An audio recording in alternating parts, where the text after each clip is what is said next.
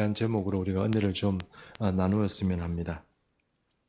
우리 지금까지 산상수훈의 말씀에 대해서 주일마다 설교를 지난주까지 해왔었습니다. 산상수훈은 세리 출신이었던 마태가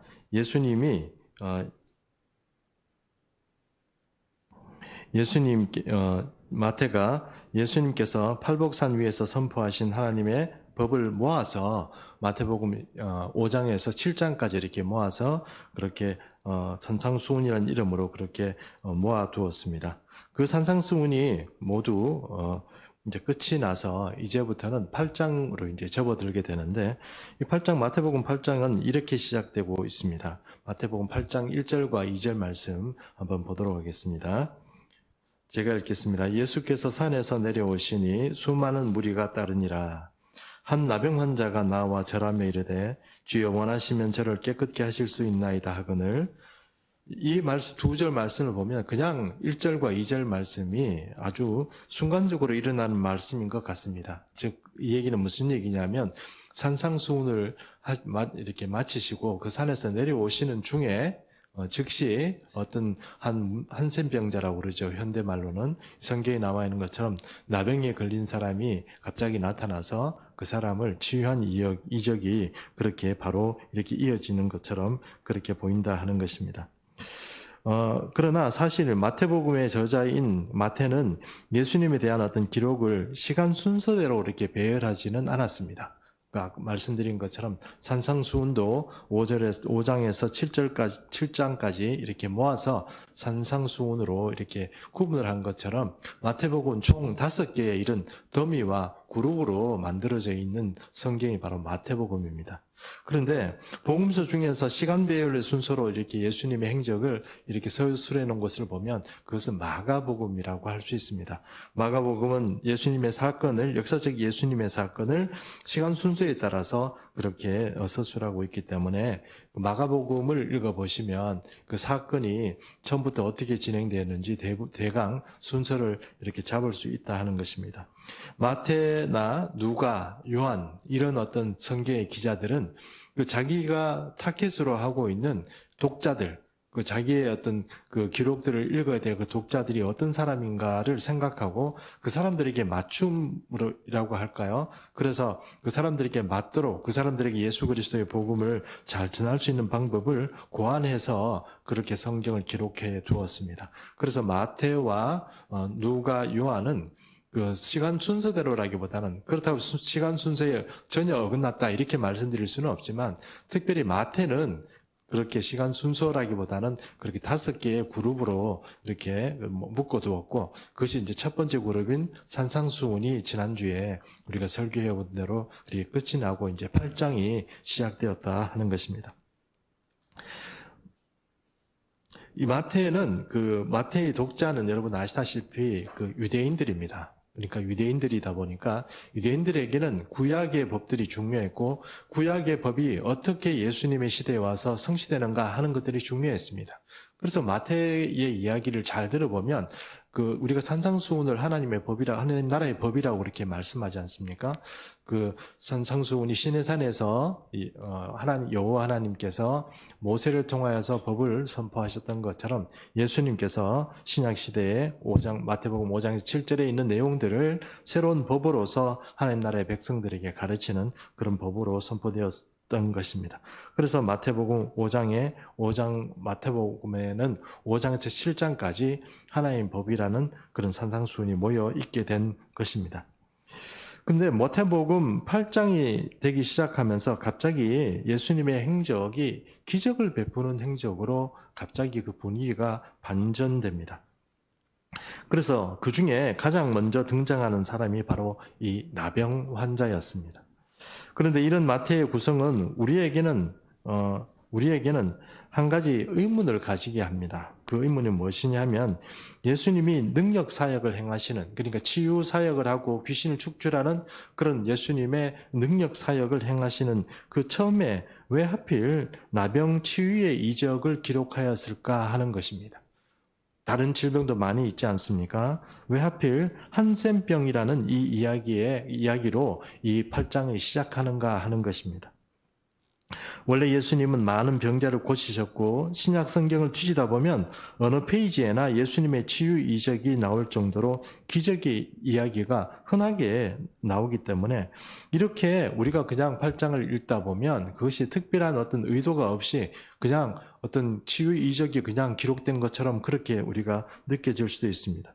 그러나 마태와 같이 구약에 정통했고 그리고 그 구약의 응답으로 이 땅에 오신 예수님에 대해서 설명하면서 다른 질병도 많은데 왜 하필 치유 이적을 얘기할 때 한센병이라고 하는 나병부터 먼저 맨 처음 이렇게 예수님이 산을 내려오면서 그렇게 기록했을까 하는 것입니다. 그것이 전혀 의도가 없다 그렇게 얘기하기가 힘든다 하는 것입니다.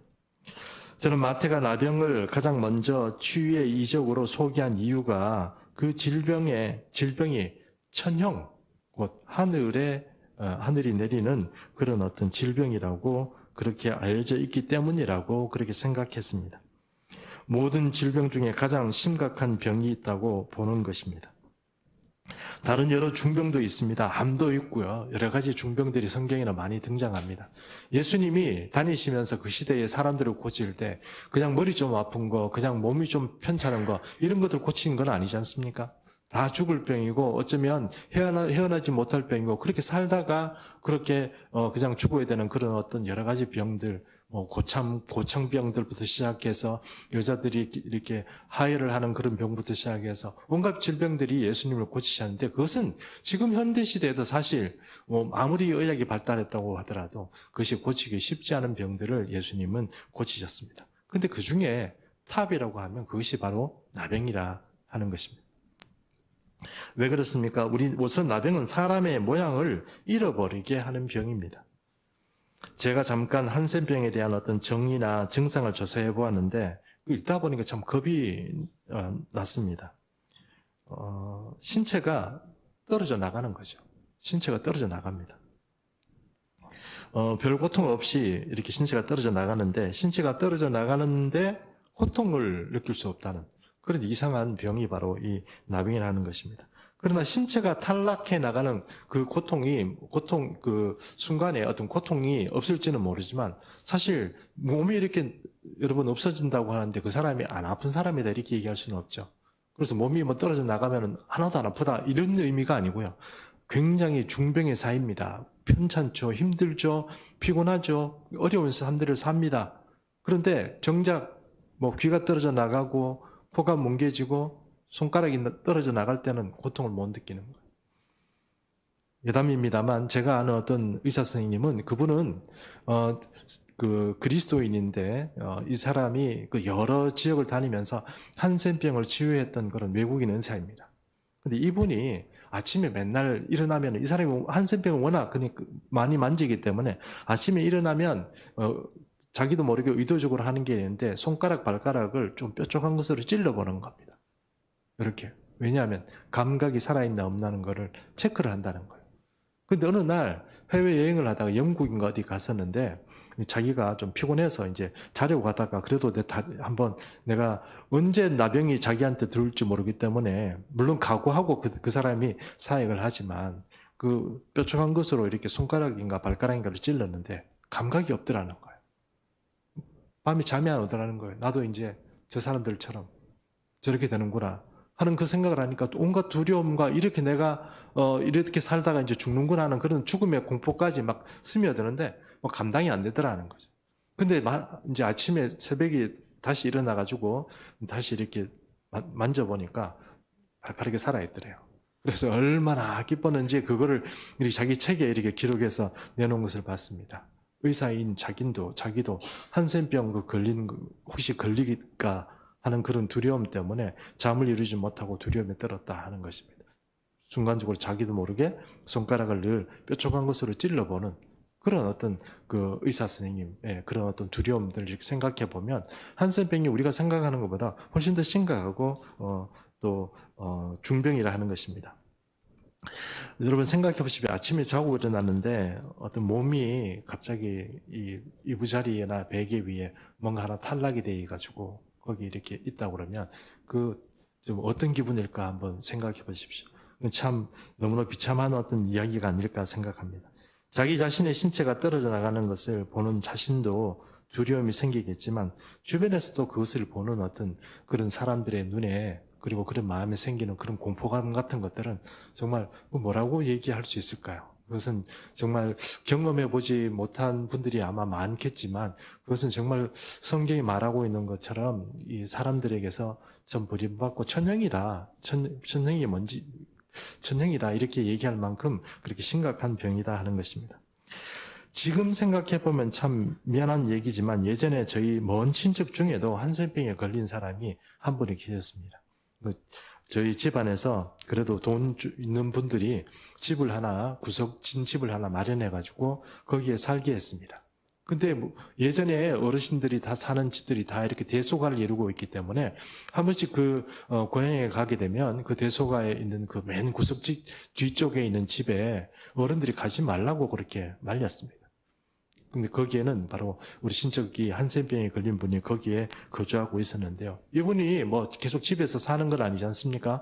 그래서 한 번씩 이렇게 나오긴 나오는데 우리 어른들 말씀처럼 지금 생각하면 참 미안합니다만 저도 어릴 때부터 살살 피해 다니고 그랬거든요. 제가 아마 고등학생 때까지 그랬던 것 같습니다. 지금 생각하면 정말 미안하고 예수 믿는 사람이 그러면 안 되는데 참 그런 친척이 그렇게 한센병에 걸렸다고 해서 좀 이렇게 피해 다니고 했던 거 이런 것들이 참 지금도 생각해 보면 미안한 생각이 듭니다. 그래서 생각해 보면 나병은 주변인으로부터도 이렇게 격리되는 그런 병이라고 할 수 있습니다. 가족도 가까이 하지 못하고 누구의 돌봄을 받지 못하는 질병입니다. 구약의 율법에 따르면 나병에 걸린 사람들은 가족과 공동체를 떠나서 격리된 생활을 해야 했습니다. 누가 자기 가까이 오면 스스로 그 사람에게 과음을 쳐야 했습니다. 부정하다, 부정하다. 이렇게 소리를 쳐서 그 사람들이 내 가까이 오지 못하도록 그렇게 소리를 질러야 했던 사람이 바로 이 나병 환자들입니다. 만약 동리에라도 들어가면 사람들은 이 돌판매를 막기 일쑤였습니다. 나병이라고 사람들이 돌팔매질을 했습니다. 그것은 과거에 어쩌면 우리나라에도 아마 비슷했지 않을까 이렇게 생각을 합니다.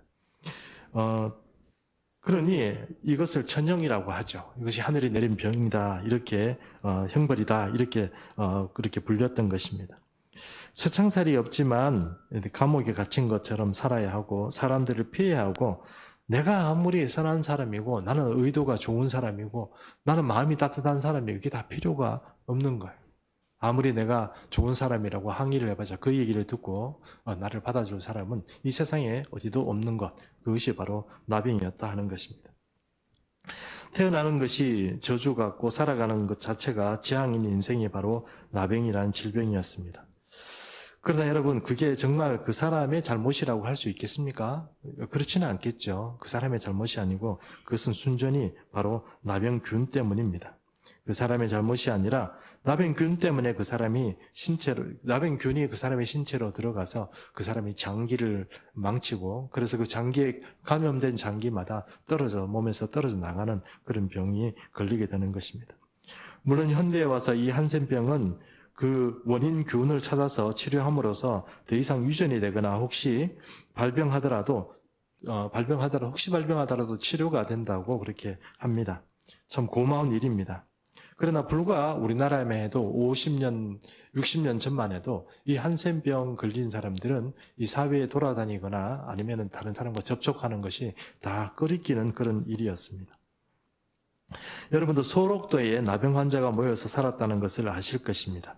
이미 소록도에는 예전부터 어떤 나병 환자들의 촌이 조금 형성이 되어 있었는데 일제시대인 1916년도에 조선총독부가 소록도 자해의원이라는 것을 만들어서 이 우리나라에 있는 그런 어떤 나병 환자들을 거기에 모이도록 그렇게 조치를 했습니다. 그래서 이 소록도 자해의원이라는 곳에 마치 사람들을 치료할 수도 있는 것처럼 이렇게 해서 많은 사람들이 다 그쪽에 모이도록 그렇게 강제화시켰습니다. 그런데 여러분, 거기에 보면 그 자해의원이라는 그 원장이 일본 사람이었는데 이름은 스오 마사히데라는 사람이었답니다. 근데 이 사람이 참 정말 이상한 사람이었어요. 정말 오늘 정말 오늘날 같으면 이 사람이 정말 돌로 맞아 죽어야 되지 않을까 생각하는데 나병에 걸려서 모인 사람들을 착취했어요. 노동도 착취하고 모든 것을 착취하고 돈도 빼앗고 이런 사람이고, 이 병원이라는 데가 이 사람을 치료하는 것이 아니고 사람들을 착취하는 것이었대요. 그리고 너무 어처구니 없는 건 또 뭔지 아십니까? 자기가 살아있는 자기 동상을 만들었대요. 동상을 만들어서 거기에 있는 그 원생들이 있지 않습니까? 그걸 이렇게 우리가 경배한다고 그러죠. 거기 가서 절하고 그렇게 하도록 그렇게 만들었다는 거 아닙니까? 참 기가 막힌 노릇이죠. 그 일본 그 자유원장이라는 사람이 그런 짓을 했다는 것입니다. 이런 얘기를 우리가 들으면 참 우리는 분노가 됩니다. 어떻게 세상에 불쌍한 사람들을 그렇게 했냐. 그런 마음들이 막 이렇게 우리 가운데 이렇게 막 생기는데, 그럼에도 불구하고 그런 박해를 당하고 그런 유린을 당하는 그 본인의 마음들은 또 어땠습니까? 솔직히 얼마나 억울하고 정말 어떻게 그 감정을 어떻게 표현하겠습니까? 정말 얼마나 억울하고 분통 터지는 일을 그들이 스스로 그렇게 겪었겠습니까? 소록도에 가면 한하운이란 시인의 시비가 있습니다. 혹시 가보신지 모르겠는데 나중에 혹시 가시게 되면 한번 찾아보시기 바랍니다. 이 사람은 실향민이면서 또 한센병에 걸린 시인이었습니다. 한때에 제가 알기로는 유명한 어떤 그런 시인이었습니다. 어떤 평론가가 이 시인의 시상에 대해서, 이 사람의 시가 가지고 있는 세계에 대해서 이렇게 한번 평론을 한 적이 있습니다. 한번 보시죠. 제가 한번 전체 읽어보겠습니다. 이 시평론입니다. 이 사람의 시상, 그러니까 시세계에 대해서는 평론입니다. 제가 한번 읽어보겠습니다. 한아운의 시초에는 실향민이자 한센병자인 한아운의 페이소스가 강하게 배어있다 되었습니다. 시초라는 것은 뭐 어떤 거냐면 이제 시를 이렇게 모아놓은 시집이에요. 그러니까 시초라는 것은 이 한아운이라는 사람의 시를 여러 군데서 이렇게 뽑아가지고 괜찮은 시를 이렇게 모아놓은 것, 그것이 이제 시초라고 합니다. 그 시초에 뭐는 실향민이자 한센병자인 한아운 시인의 어떤 페이소스가 담겨있다. 페이소스라는 것은 좀 고상한 말로 되어 있는데, 페이소스라는 것은 비통함 이런 겁니다. 애절함, 비통함, 뭐 그런 마음들이 거기에 시에 담겨 있다는 거죠. 그 세 개의 시 안에 담겨 있다는 것입니다. 그의 고향 상실은 그를 무조건 승인해주는 어머니적인 존재의 상실을 수반한다. 그에게 자연과 여생은 적대적이기만 하다. 이렇게 되어 있습니다. 자연이나 어머니가 해준 게 없잖아요. 해줄 수 있는 게 없지 않습니까? 그러니까 태어난 것 자체가 그 자연 자체, 자연을 내가 만들어 생산해준 그 자체, 그 어머니와 그 자연 자체를 저주스럽다 이런 의미로 그렇게 말할 수 있는, 적대적이다 그렇게 표현했다는 것입니다.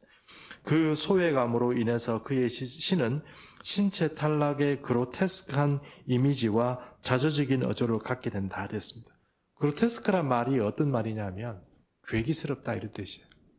근데 그의 시를 보면 뭐 괴기스러운 어떤 그런 것들이 거기에 이렇게 막 나오고, 나는 안 돼, 나는 뭐 죽어야 돼, 이런 어떤 자존 섞이는 그런 내용들이 그 시에 많이 드러난다 하는 것입니다.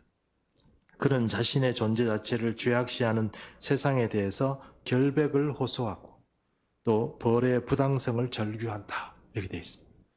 평론입니다. 평론인데 이제 그렇다고 이런 평론을 제가 이렇게 가져왔다고 해서 제가 뭐 시에 대해서 대단한 뭐 그런 사람이 아니라는 건 여러분 아시죠? 뭐 그런 건 아닌데 나병에 걸려서 한센병에 걸려서 고생하던 어떤 감정을 표현하던 어떤 시인의 어떤 마음에서 그 세상에 대해서 토로하고 절규하고 그렇게 막 세상에 대해 적대적인 어떤 그런 감정들이 나타난 것을 제가 여러분에게 표현하려고 이것을 한번 평론을 가져왔습니다. 소록도에 가면 이 시인의 시비가 하나 있는데 그것은 어머니란 시입니다. 어머니란 시를 제가 한번 읽어봐 드릴게요. 어머니 나를 낳으실 때 배가 아파서 울으셨다. 어머니 나를 낳으신 뒤 아들 뒀다고 기뻐하셨다. 어머니 병들어 죽으실 때 날 두고 가신 길을 슬퍼하셨다. 어머니 흙으로 가신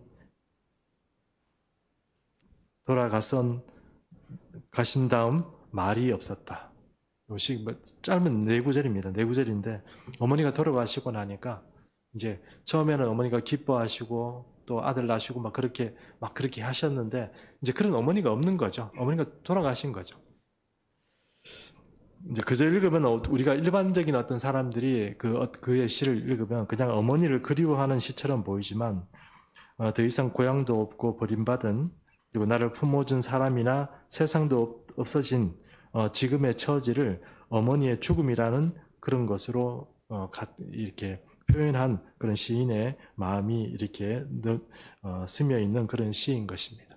혹시 소록도에 가시면 이 시인의 시를 한번, 그 시비가 있으니까요, 한번 찾아서 한번 읽어보시기 바랍니다. 이제 마태가 왜 산상수훈을 마치는 순간에 이 나병에 걸린 사람이 예수님 앞에 나타났는지를, 그 이유를 설명하려고 합니다. 그러나 그 이유는 성경에서 말하는 진리는 아닙니다. 학자들이나 제가 생각할 때, 또 역사적으로 영감 있는 설교를 많이 했던 그런 목사님들의 메시지를 보니까 바로 우리가 오늘 이 마태가 이렇게 처음에 나병을 기록한 이유가 바로 우리가 지금 방금 얘기한 그런 이유입니다. 그들이 천형을 치료해 주신 예수님을 만나야 한다 하는 의미에서 바로 그런 어떤 나병을 썼다 하는 것입니다. 그래서 한 두 가지 정도로만 어떤 마태가 이런 어떤 그런 편집을 했던 이유를 한번 설명해 보려고 합니다. 그 첫 번째는, 마태는 얼마 전까지 천국의 법인 산상수훈에 대해서 말했습니다. 산상수훈의 법은 우리가 이 세상을 살면서 하나님의 백성으로 살아가면서 반드시 지켜야 할 하나님 나라의 법입니다. 아무리 하나님의 이름으로 위대한 업적을 쌓았다 하더라도 이 법에 준하여 불법하면 천국 입구에서 거부될 수 있다고 그 산상수훈은 말씀하고 있습니다. 그러므로 이 법을 지키고 살아가는 사람은 반석 위에 집을 짓는 사람이지만 불법을 행하는 사람들은 모래 위에 그 인생을 짓는 사람이라고 그렇게 말하고 있습니다. 그런데 우리가 정상적이라면, 우리가 일반적으로 살아가는 일이 모든 일들이 그냥 피스풀하고 그냥 괜찮다면 이거 그렇게 지켜 볼 수 있습니다. 힘들긴 해도 내가 정상적이라면, 그리고 그리스도인이니까 주님 말씀대로 한번 살아볼 결심을 할 수도 있습니다. 은혜로운 산상수훈의 말씀에 감동이 되어서 믿음을 지킬 어떤 용기가 생겨가지고 그것을 한번 지켜봐야지 하렇게 그렇게 결심하고 살아갈 수도 있습니다. 그러나 이렇게 나병이라도 걸리게 되면 모든 것이 달라집니다. 아무리 하나님의 말씀이고 그 말씀이 달고 오묘하고 또 정당하고 또 정의롭고 그것이 우리에게 진리라고 하더라도, 내가 나병이 걸려서 하나님으로부터 버림받고 또 그 천국의 주인으로부터 무슨 얘기를 하든지 내가 현재 나병에 걸리고 내가 중병에 걸리게 되면 그것이 내게는 크게 중요한 어떤 그 진리로 와닿지 않게 된다 하는 것입니다. 어떤 면에선 내가 이렇게 나병에 걸리고 그런 징병에 걸린다고 그러면 그것은 하나님의 말씀은 그렇게 하지만 내가 그 하나님으로부터 저주를 받은 것 같은, 저주받은 인생이 될 것 같은 그런 어떤 낙심한 마음을 가지게 된다 하는 것입니다. 아무리 천국 가는 길을 말씀하셔도 천국의 주인으로부터 버림받고 천국의 주인으로부터 저주를 받는 느낌이라면 어떻게 그 마음이 천국에 대해서 마음의 문이 열릴 수 있겠습니까? 물론 실제로 그렇지는 않겠지만 혹시 우리가 나병과 같은 그런 병에 걸린다면 상상할 수도 없는 그런 자괴감이나 낙심감 그리고 실패감 같은 것들 우리를 그렇게 다루게 될 겁니다. 우리가 어떤 죽음의 공포에 시달리게 되지 않을까 저는 그렇게 생각해 봤습니다. 그래서 마태는 우리에게 병들고 희망 없고 죽음의 공포에 시달리는 우리 인생이 예수님을 만나서 살 길이 생긴다는 것을 맨 처음 전해주고 싶은 것이 바로 이 나병이었다 하는 것입니다. 주님은 천국을 말씀해 주시고 가르쳐 주셨을 뿐만 아니라 이 저주받은 인생을 고쳐서 천국을 살아갈 수 있는 능력을 주신 분이라는 것을 마태는 바로 8장 1절과 2절을 통해서 우리에게 말씀해 주고 싶었다 하는 것입니다. 질병 중에 가장 비참한 질병인 나병 환자라도 예수님을 만나면 그래서 예수님께 구하면 그 저주받은 인생의 굴레를 벗어 던질 수 있다는 것을 우리에게 말씀해 주려고 마태가 그렇게 했다 하는 것입니다. 그러므로 성도 여러분, 이것을 생각해 보십시오. 예수 그리스도를 믿어서 그리스도인이 된 우리에게 예수님의 말씀 그리고 예수님의 가르침이 매우 중요합니다. 그래서 예수님의 말씀이 우리 삶의 기준이고 우리 예수님의 가르침이 내 인생의 이정표가 될 수도 있습니다. 그러나 예수님의 말씀을 많이 들었다고 나의 인생이 변화되는 것이 아닙니다.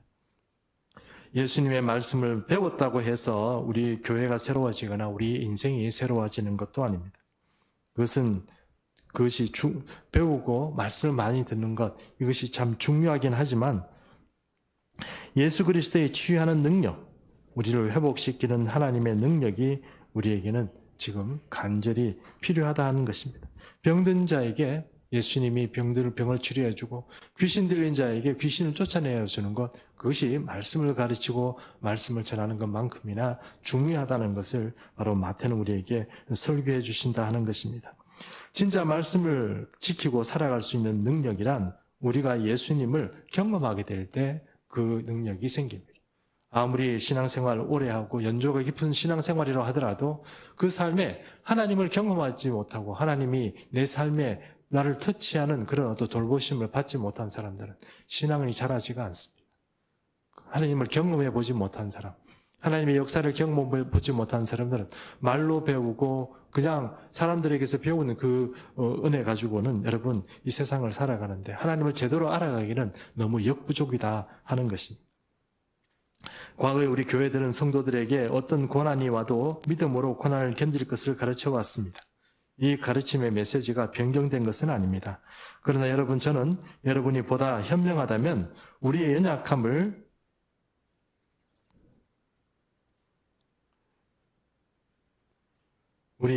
돌보시는 그런 우리 주님 앞에 우리가 그 어떤 나가서 이 나병 환자처럼 기도하고 나가는 것이 중요하지 않을까 하는 것입니다. 그래서 주님 앞에 나가서 주님을 경험하고 살아가는 것, 그것이 우리에게는 정말 절실한 문제다 하는 것을 한번 생각해 볼 수 있다는 것입니다. 그래서 이제 두 번째 이야기를 한번 해보겠습니다. 두 번째 이유입니다. 두 번째 이유는 마태복음 8장 2절과 3절을 한번 보겠습니다. 아까 2절 읽었는데 다시 한번 제가 읽겠습니다. 한 나병 환자가 나와 절하며 이르되 주여 원하시면 저를 깨끗게 하실 수 있나이다 하거늘. 3절입니다. 예수께서 손을 내밀어 그에게 대시며 이르시되 내가 원하노니 깨끗함을 받으라 하시니 즉시 그의 나병이 깨끗하여진지라. 여러분, 이 사람이 예수님 앞에 나왔을 때 적어도 나병이니까요, 정상적인 모습은 아니었을까. 사람들이 보기에 좀 부끄러운 것도 좀 있고 내가 잘못한 건 아니지만 어쨌든 나병이라는 것을 가지고 있었기 때문에 예수님 앞에 왔을 때 눈이 없을 수도 있었어요. 눈 하나가 없거나 아니면 손이 하나가 없거나 아니면 다리가 하나 없거나 어떤 형태로도 뭐 입이 없거나 이빨이 없거나 어떤 형태로인지 모르지만 정말 표현은 죄송하지만 흉측하고 괴기스러운 모습으로 주님 앞에 왔을 겁니다. 자기 자신을, 여러분 교회 다니는 분들도 교회 와서 옆에 있는 주변의 사람들에게도 내 치부를 드러내기 싫어합니다. 내가 아는 것을 좀 안 알아줬으면 싶어요. 좋은 것들만 보이고 싶고 내가 하나님한테 은혜 받은 것들만 보이고 싶고 내가 아프고 괴롭고 병들고 어렵고 파산하고 그런 것들은 남이 좀 모르고 그냥 이렇게 그냥 그렇게 했으면 그렇게 생각하고 다 사는 것 같아요. 교회 와도 뭔가 이렇게 나누어지고 치료되고 이런 게 아니고 우리는 다 숨기고 그렇게 살아가. 여러분, 근데 이 한센병자, 나병 환자는 주님 앞에 나올 때 어떤 모습으로 나오는지 우리가 성경에는 나와 있지 않지만 아마 정말 죄송하지만 흉물스럽고 괴기스러운 모습으로 주님 앞에 나타나지 않았을까, 저는 그렇게 생각합니다. 그것이 너무 고통스럽고 힘드니까 주님 앞에 나와서 나를 고쳐주십시오 이렇게 얘기했는 게 아닌가 생각을 합니다. 여러분, 저도 그렇고 여러분도 그렇고 예수님을 만나야 됩니다. 교회에 가면 예수님에 대해서, 복음에 대해서, 성경에 대해서 많이 가르칩니다. 그러나 그 못지않게 중요한 게 있다면 우리가 주님을 인격적으로 만나는 겁니다. 인격적으로 만나지 않으면 아까 우리가 말한 것처럼 아무리 많은 이야기를 듣고 하나님 나라에서 그렇게 되어서 배우더라도 그것이 내게 실력이 되지 못하고 능력이 되지 못합니다. 주님을 만나야 돼요. 주님이 나를 치료하시고 나를 돌보시는 하나님으로 경험이 돼야 그분의 말씀하신 그 말씀들이 천국의 복음으로 내게 다가온다 하는 것입니다. 그러므로 그것을 노리고 마태는 바로 그 첫 번째 이유로 그렇게 말씀했다 하는 것입니다. 이제 두 번째 이유입니다. 저는 이 설교를 준비하기 위해서 준비하기 전에 이렇게 생각했습니다. 주님, 이번 주에는 제가 무슨 설교를 할까요? 그런데 제가 산상수훈이 끝나고 나서 8장을 딱 펴보니까 나병 환자 이야기입니다. 그런데 주님, 생각해 보십시오. 우리 교인 중에 나병이 아무도 없습니다. 나병은 이제 뭐 대한민국이나 뭐 어느 세계로 마찬가지지만 나병은 이제 현대 뭐 질병이라고 질병의 뭐 축에 들어가지 않습니다. 다 고칠 수 있는데 그게 무슨 뭐 천형도 아니고 이제 뭐 그런 거 가지고 제가 설교한다고 해서 사람들이 뭐 은혜 받겠습니까? 나병 요 이야기는 건너뛰고 다른 얘기를 한번 찾아보겠습니다. 이렇게 주님 앞에 기도하는 중에 새벽에 이렇게 기도하는 중에 주님께 그렇게 말씀드렸습니다. 그런데 제 마음에 이런 생각이 들어왔습니다. 저는 이 생각이 들어온 생각이 저는 제가 만들어낸 생각은 아니기 때문에 하나님께서 주신 게 아닌가 그렇게 생각합니다. 그 생각은 이런 것입니다.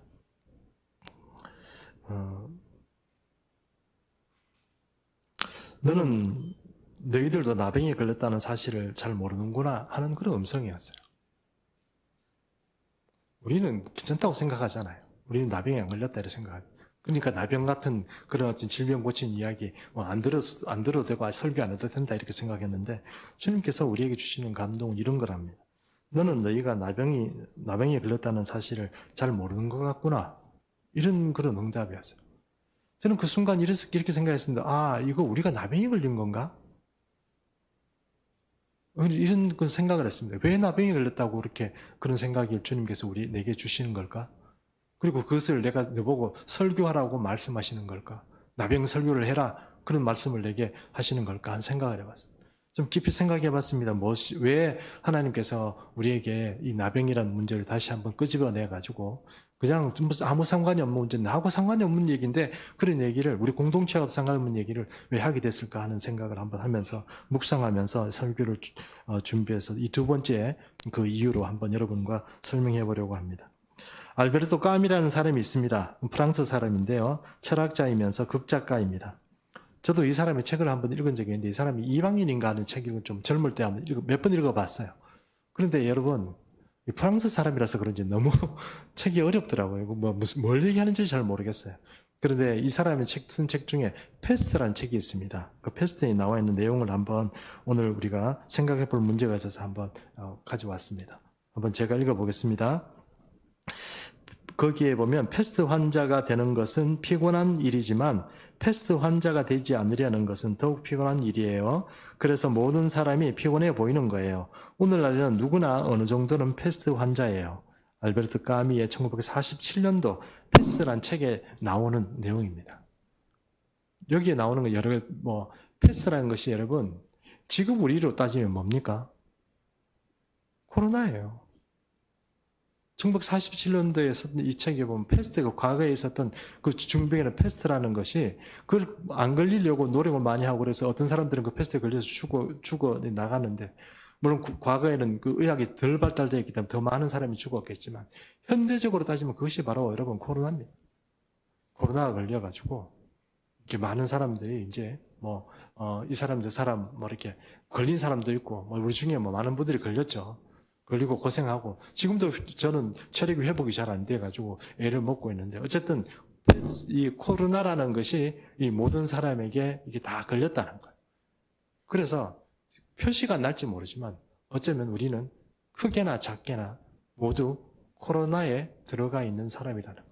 그래서 알베르토 까미가 패스트라는 것에 말한 것처럼 그 패스트라는 그 책이 쓰고 있는 그런 현장이 사실은 우리 시대에 우리의 코로나 상황이 될 줄 누가 알았겠습니까? 지금 사실 대구에 있는 분들은 처음에 우리 코로나가 이렇게 부흥이라고 그래야 되나요? 막 그렇게 할 때 우리 대구는 사실 이렇게 여러분 정부에서 이렇게 우한이나 이런 데처럼 딱 가둬가지고 출입 못하게 하려고 그랬었잖아요. 근데 그게 조금 미리 잘못되는 바람에 우리 그래도 안 갇혀 있고 저게 됐지만, 지금도 중국은 여러분 이렇게 대도시를 지금 전부 다 차단해가지고 거기서 먹고 사는데 너무 힘들고 뭐 사람들이 뭐 그렇게 산다고는 아는 거 아닙니까? 어쨌든 패스트나 코로나 이런 것들이 이렇게 활개를 칠 때 그런 것들이 전부 다 어떤 사람이든 걸린 사람이든 걸리지 않는 사람이든 그것이 우리는 작게라도 그렇게 환자로서 그렇게 살게 된다는 것입니다. 그것이 우리 시대라는 겁니다. 그런데 여러분, 패스트 코로나 얘기를 하는 게 아니고요. 이게 우리가 영적으로 볼 때 우리가 지금 패스트고 코로나에 들어가 있다는 거예요. 왜 그러냐면 그것이 패스트나 코로나라는 것이 오늘 이 나병과 무슨 상관이 있냐면 아까 나병이라는 것이 우리 몸에서 뭘 떨어져 나가지 않습니까? 여러분 교회를 한번 생각해 보십시오. 코로나가 됐는데 거기에 나가면 병 걸린다고 생각하고 교회에 사람들이 다 떨어져 나가요. 다 떨어져 나갔어요. 우리 자신도 신앙이 어떻게 됐습니까? 많이 떨어져 나갔어요. 주님 교회로부터 멀어지고 많은 사람들의 마음이 교회에서 뭔가 병 걸리는 것처럼 그렇게 생각하고 많이 떨어져 나갔어요. 그리고 참 안타까운 건 뭐냐면 내가 이런 신앙생활을 가지고 살아가는 이 삶에서 나의 신앙이 내가 팔 떨어져 나가고 뭔가 떨어져 나가고 내가 신앙의 능력들이 하나씩 둘씩 떨어져 나가는데도 이 감각이 없는 거예요. 아직 머리 내 있고 내 몸통은 남아 있으니까 나는 별거 아니라 나는 괜찮다고 생각하는 것 같아요. 교회도요. 교인들이 뭐 막 떨어져 나가도 이거 나는 지금 이 사람들이 있으니까 같이 예배드릴 사람이 있으니까 그 사람들은 믿음이 좀 약해서 떨어져 나가는 건 뭐 할 수 없고 그냥 우리는 괜찮다 이렇게 생각하는 것 같아요. 이게 병이라는 거. 그게 나병이라는 거예요, 여러분. 지체가 교회가 오고 교회에서 함께 이렇게 신앙생활하게 되면 떨어져 나가는 것이 아니고 복음에서 한번 같이 활동력이 있고 활력이 있고 피가 돌아야 되는 그런 공동체가 되어야 되고 그런 사람이 됨에도 불구하고 우리 신앙은 뭔가 이상해지게 자꾸 뭔가 떨어져 나가고 내 믿음은 떨어져 나가고 뭔가 자꾸 이렇게 없어지는 어떤 무능력해지는 그런 그리스도인이 되어가고 있고 교회도조차도 그런 모양으로 지금 살아가고 있는데 그게 나병이 아니고 도대체 뭐냐는 거예요. 저는 그래서 주님께서 이런 나병에 관한 설교를 하시면서 진짜 우리가 정말 치료가 필요하구나. 산상수훈 말씀은 그렇게 은혜롭게 받고 그렇게 살아왔지만 이제 진짜 주님의 어떤 기적이 필요하고 정말 주님 앞에 나가서 이 나병 환자처럼 어떤 모양이 됐건 간에 주님 앞에 나가서 절하고 주님 원하시면 저를 치유하실 수 있습니다. 이렇게 주님 앞에 요청하고 기도해야 되는구나 하는 생각을 했다 하는 것입니다. 교회를 개척하고 제가 이곳에 와서 여러 분들을 이렇게 새가족들이 오고 이랬는데 그 새가족들에게 저는 이렇게 생각했습니다. 저는 정말 교회가 우리가 은혜롭고 막 그러면 어떻게 또 이렇게 유대도 좀 있고 그러면 이분들 다 붙잡아주고 신앙생활 잘 하겠지 이랬는데 그렇지 않더라고요. 끌어줘야 되고 터치해줘야 되고 이런 거예요. 요즘 현대인들 여러분 계속 목사가 자꾸 전화하고 그러면 누가 좋아하겠습니까? 교회 한번 갔더니 맨날 전화하고 이렇게 하면은 다시는 그 교회 안 간다. 질린다. 이렇게 얘기한다면 얼마나 제가 충격을 받겠습니까? 그렇게 하고 싶지 않겠죠. 점잖게 좋게 그렇게 막 하고 싶죠. 근데 여러분 그 사람들이 떨어져 나가는 거예요. 그리고 이게 여러분 오히려 그럴수록 더 기도하고 막 이렇게 해야 되는데 제가 그게 약했구나 하는 생각을 많이 해봤습니다. 그래서 주님이 내보고 야 너는 나병이 걸린 줄 네가 나병이 걸린 줄 모르는구나 이렇게 말씀하시는 것 같아서 정말로 회개를 많이 했습니다. 여러분 우리 교회와 여러분의 삶을 잘 생각해 보십시오. 여러분 진짜로 나병에 걸린 사람 아닙니까? 저는 이게 우리가 진짜 나병에 걸렸구나. 지금 여기 있는 거 요것만 이래 머리하고 몸통만 있으니까 지금 내가 살아있다고 생각하는구나. 내 손가락, 발가락, 저 손톱 끝까지 다 살려야 되는데 그걸 내가 그렇게 하지 못하면서 온전하게 했어야 되는데 온전하게 하나님 앞에 서야 되는데 내가 그냥 요것만 있으니까 살아있는 줄 알고 요거는 떨어져 나가도 괜찮아 이런 생각을 하고 있는 게 아닌가. 정말 내가 나병에 걸렸구나. 그런 생각이 들었다는 것입니다. 여러분 주님이 옳습니다. 마태가 바로 그런 말을 한 것처럼 마태의 기획 의도인 것처럼 여러분 가장 중병이 나병입니다.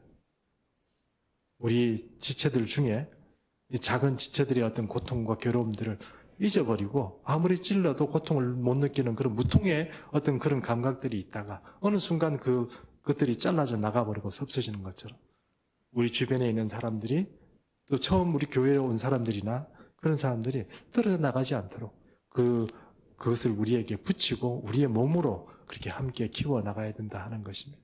그러면 여러분의 삶이나 또 우리 교회가 진짜로 나병 같은 그런 나병에 걸리는 그런 힘없고 그런 병든 그런 조직이 되지 않고 공동체가 되기를 주님 앞에 다시 한번 요청하며 여러분 이 나병 환자가 어떤 모습으로서 주님 앞에 나왔든지 우리도 이제는 주님 앞에 좀 우리를 온전케 해주십시오. 우리가 좀 똑바로 살게 해주십시오. 하나님의 사람으로 살아갈 수 있도록 주님 우리를 치유해 주시고 우리를 회복시키십시오. 이런 모양으로 좀 신앙생활을 했으면 좋겠다 하는 생각입니다. 이제 일어나셔서 함께 찬양 한 곡 부르시고 우리가 이제 축도함으로 예배를 마치도록 하겠습니다.